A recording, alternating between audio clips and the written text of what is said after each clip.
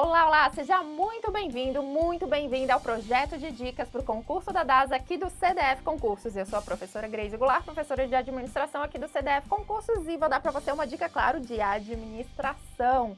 Vou dar uma dica, gente, que vale para quem vai fazer tanto concurso aí para cargo de nível médio quanto para nível superior, né? Porque para os dois cai administração. E a dica de hoje se refere ao item 7 do edital. O item 7 que trata de administração de pessoas. Para mim, gente, o item mais assim nebuloso do edital, porque para quem já estudou administração de pessoas, gestão de pessoas, sabe que é um mundo, né? E da forma como veio, como o edital trouxe, né? Porque trouxe só administração de pessoas, não especificou, não trouxe subitens. A gente não sabe no que a banca vai focar. Ela pode focar em qualquer coisa aí dentro, né? Desse mundo de administração de pessoas, gestão de pessoas, que é muita coisa. Então, gente, o que eu vou fazer? Como é que vai ser a minha dica de hoje? Eu vou trabalhar com você o que é fundamental de gestão de pessoas, que você tem que ir para a banca sabendo, tá? E uma das coisas que é fundamental, que você precisa saber, é o conceito, é como que as pessoas são vistas na organização, o que é a gestão de pessoas, tá? E a nossa dica de hoje se refere a isso, tá bom? Vamos lá comigo? Gente, então o que é a gestão de pessoas? Eu trouxe aqui, ó, um conceito resumidinho de gestão de pessoas lá de Chiavenato. Gestão de pessoas é a função que permite a colaboração eficaz das pessoas para alcançar os objetivos organizacionais e individuais. E aqui eu já chamo a sua atenção para esse detalhe. Ó, a gestão de pessoas, ela trabalha com vistas a conciliar os objetivos das pessoas com os objetivos da organização. Sim, porque pessoas felizes, pessoas que se sentem bem no seu trabalho, elas vão trabalhar mais e melhor, colaborando de forma mais eficaz, mais eficiente para o alcance dos objetivos organizacionais, tá bom? Então, há essa troca entre organização e pessoas para o alcance de objetivos individuais e organizacionais. E quem que são as pessoas da organização?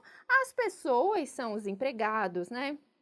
São os colaboradores, são os servidores, certo?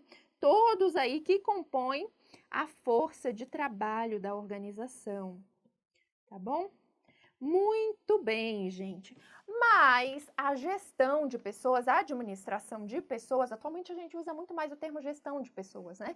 A administração de pessoas nem sempre foi vista dessa forma, tá? Nesse sentido de haver uma troca, de trabalhar todos, né, com vistas a alcançar aí objetivos de forma colaborativa, né? Objetivos individuais, objetivos organizacionais e assim por diante. Não. Como é que a administração de pessoas evoluiu ao longo do tempo? Uma das formas, gente, de se apresentar essa evolução é da seguinte forma, do seguinte jeito.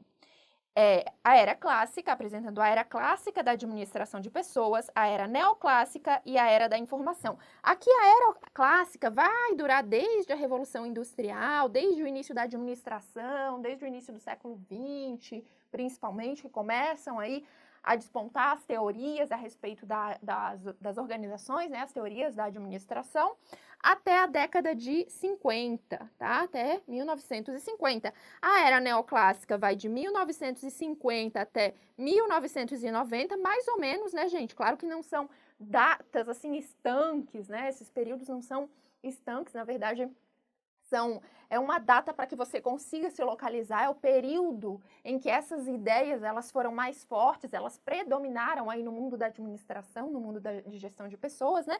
E a era da informação é a era atual, né? Desde 1990 até os nossos dias, né? Os nossos dias, vou colocar assim. Muito bem. E aí, gente, na era clássica, início da administração, início da gestão de pessoas, como é que eram vistas as pessoas, né? As pessoas que trabalhavam na organização. Na organização, a gente tinha o departamento de pessoal que cuidava das pessoas, tá? Das relações de conflito entre pessoas e organização, tá? Relações de conflito. E aqui as pessoas são vistas como mão de obra, tá? Mão de obra. Aí aqui eu sugiro que você lembre de quê? Lembre daqueles ensinamentos lá da administração clássica da administração. Se você já estudou, tá bom? Teoria clássica, teoria científica. Por quê? Lembra lá Taylor Fayol? Qual que era o foco? O foco era a eficiência, que também vai ser a eficiência por meio das pessoas, né?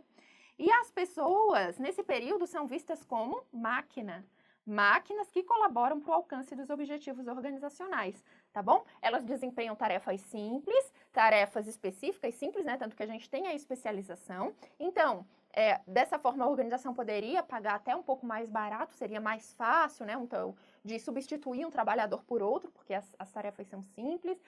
De acordo com a teoria lá, científica da administração, a gente precisa ter o detalhamento do trabalho, os trabalhadores precisam ser treinados, e assim a organização pode mais facilmente alcançar os seus objetivos. As recompensas para as pessoas são apenas financeiras, né? Acredita-se que as pessoas, elas se sintam motivadas para o trabalho apenas por incentivos aí materiais, tá? Nesse período.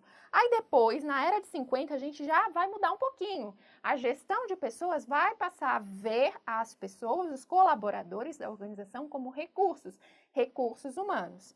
Veja, os recursos, eles são um pouco mais importantes lá do que a mão de obra. Eles contribuem para a eficácia, o alcance dos objetivos organizacionais, tá? Mas, como recursos, eles chegam lá a compor a contabilidade da empresa, tá? A contabilidade da empresa. Então,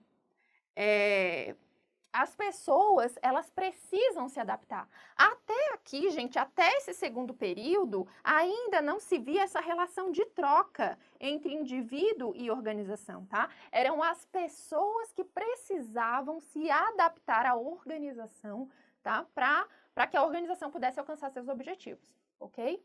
Muito bem, e aí a gente vai chegar nos nossos dias, né? A partir da década de 90, as organizações começam a se transformar, elas passam, a maioria das organizações passa a adquirir um formato que é mais orgânico, né? Há uma tendência, pelo menos, e aí sim a gente vai chegar na era da gestão de pessoas. Tanto que eu falei para vocês que a administração de pessoas a gente quase não usa mais, a gente fala em gestão de pessoas. E as pessoas aí já não são mais vistas como mão de obras, nem mesmo como recursos, elas são vistas como capital humano, capital intelectual, seres inteligentes, as pessoas são o capital da organização no sentido de agregar valor para a organização. São elas que fazem a diferença, que fazem com que a organização tenha seu espaço no mercado, tá bom? Muito bem, colaboram aí com as transformações da organização. Então, nesse período que as pessoas passam a ser vistas como capital humano, capital intelectual, as pessoas são vistas mesmo como seres humanos, tratadas como seres humanos, elas são vistas como ativadoras de recursos organizacionais, sim, são elas que ativam os recursos organizacionais e que fazem a diferença para a organização, né?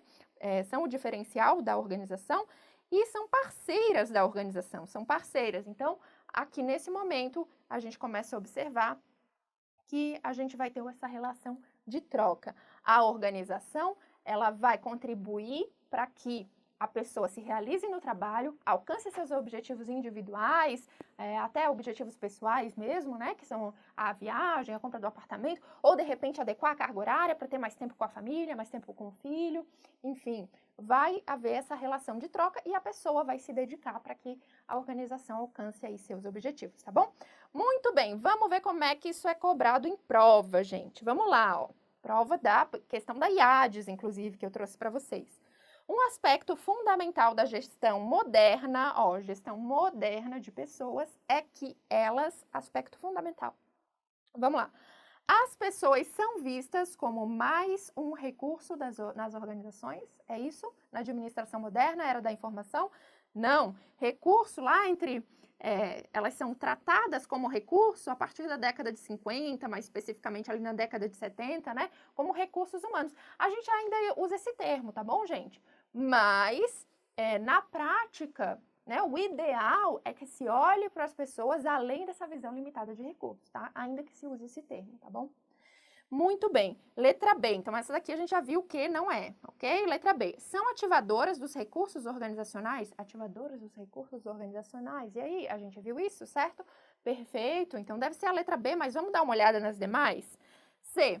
devem se adequar às necessidades das organizações. Não, a gente viu que isso acontecia no início da administração de pessoas, até a década de 90 ainda foi essa ideia que predominou, mas depois começa a haver uma transformação das organizações e, na verdade, passa a haver uma relação de troca, né, entre organização e pessoas. D. São elementos com interesses exclusivamente individuais. Não! As pessoas, elas se realizam no trabalho e elas ficam felizes em ver lá a sua organização alcançando seus objetivos, a organização crescendo, se desenvolvendo. Para elas, isso também é importante, tá bom? Muito bem. São vistas como elementos que não possuem valor capital nas organizações. Não, a gente viu que hoje em dia elas são tratadas como capital humano, capital intelectual das organizações, seres pensantes, seres que fazem a diferença para a organização, que agregam valor. Então, gente, é essa dica que eu tenho para vocês. Em administração de pessoas, como veio lá muito genérico no edital, comece a estudar ideias mais gerais sobre administração, sobre gestão de pessoas. Aprofunde-se em tópicos mais específicos apenas, se você tiver tempo, é bom, né? Mas apenas se tiver tempo, do contrário, você tem muita coisa para estudar, foque em aspectos mais gerais. E eu espero que você tenha gostado da dica de hoje. Um beijo para você, bons estudos, deixa seu like e compartilha se você gostou do vídeo, tá bom? Até mais, gente!